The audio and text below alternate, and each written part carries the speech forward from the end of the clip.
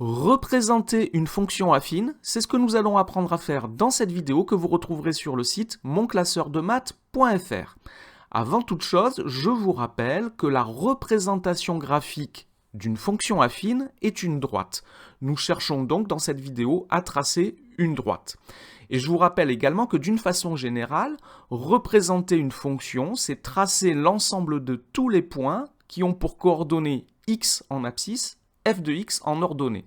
Alors dans le cas d'une fonction affine, la représentation graphique est donc une droite.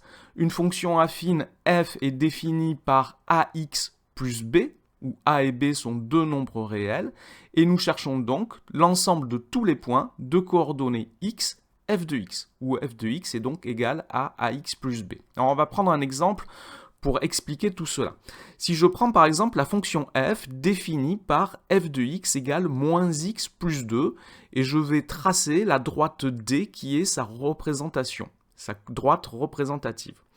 Pour cela, j'ai donc besoin de calculer les coordonnées de points qui sont sur cette droite. Et pour cela, je vais donc déterminer des points qui ont pour abscisse x, une valeur que je vais donner, et pour ordonnée f de x. Je dois donc calculer les images de plusieurs valeurs. Par exemple, si je choisis x égale moins 2, je vais calculer l'image de moins 2 par la fonction f. Je remplace x par moins 2, ça me fait moins 2 plus 2, cela fait 4.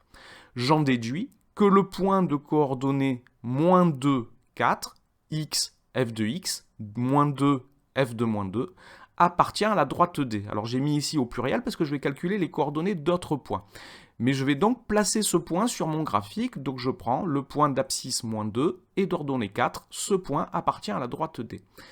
Je vais faire à nouveau un autre calcul, je vais cette fois prendre le point d'abscisse moins 1. Je calcule donc f de moins 1 qui est égal à 3. J'en déduis que le point de coordonnées moins 1, 3 appartient également à cette droite. Je le place sur le graphique. Voici le point d'abscisse moins 1 et d'ordonnée 3. Abscisse moins 1, ordonnée f de moins 1.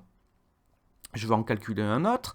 Je vais prendre cette fois le point d'abscisse 0. Je calcule f de 0, cela me donne 2.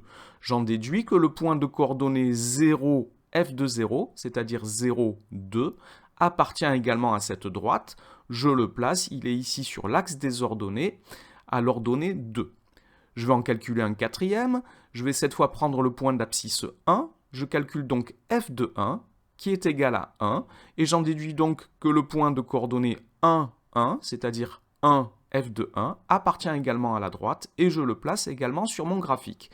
Et je peux donc tracer la droite D. Et je constate que j'ai une droite qui passe par ces 4 points. Ces 4 points sont effectivement alignés. Mais ici, j'ai fait du travail inutile. En effet, pour tracer une droite, il suffit de connaître 2 points de cette droite. Je n'ai pas besoin de calculer 4 points, 2 suffisent. Alors je vais en garder 2. Je vais supprimer 2 points et je vais en garder juste 2. Et on va regarder un petit peu qu'est-ce qui se passe ici. Donc j'ai gardé f de moins 2 qui est égal à 4. J'ai donc le point de coordonnées moins 2, 4. Et j'ai gardé, et c'est très important celui-ci, le point d'abscisse 0, f de 0 qui est égal à 2. Ce nombre 2, je peux le retrouver très facilement dans l'expression algébrique de la fonction. La fonction, c'était moins x plus 2. Et je vois que ce nombre 2, je l'ai déjà dans l'expression de la fonction. Et si je regarde sur le graphique, le nombre 2, c'est le point d'intersection de la droite avec l'axe des ordonnées.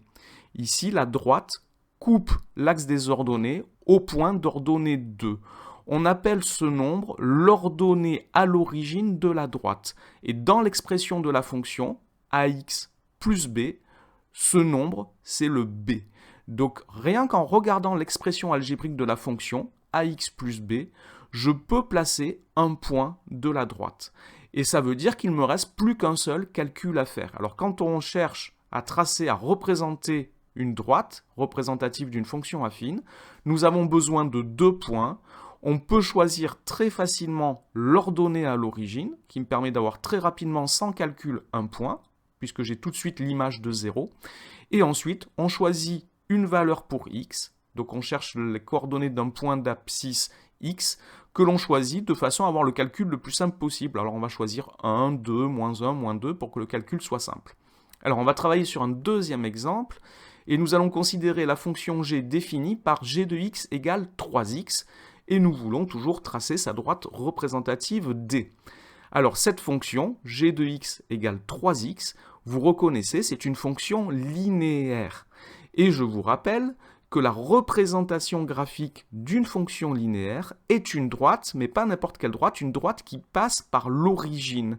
Ce qui signifie que je sais déjà que la droite que je cherche ici passe par l'origine. J'ai donc déjà un point, voilà, l'origine du repère, c'est l'intersection des deux axes, l'axe des abscisses et l'axe des ordonnées. C'est le point de coordonnées 0, 0. Ce point appartient à la droite. Il me reste donc à calculer les coordonnées d'un autre point.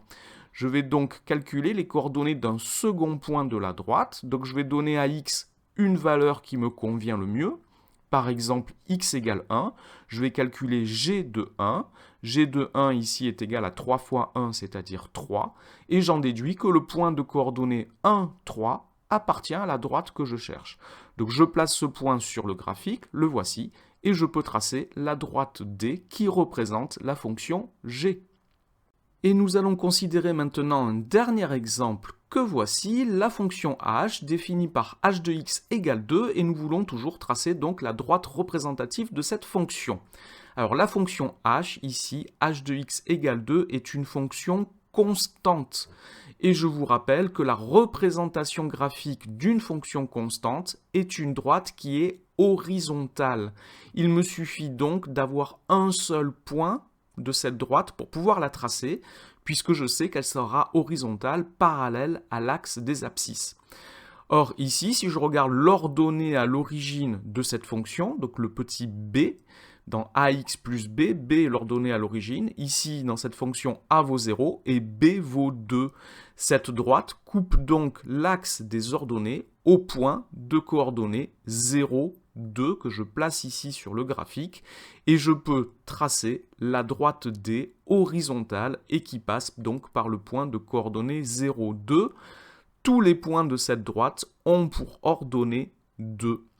Voilà donc comment tracer la représentation graphique d'une fonction affine, y compris dans les cas particuliers d'une fonction linéaire et d'une fonction constante.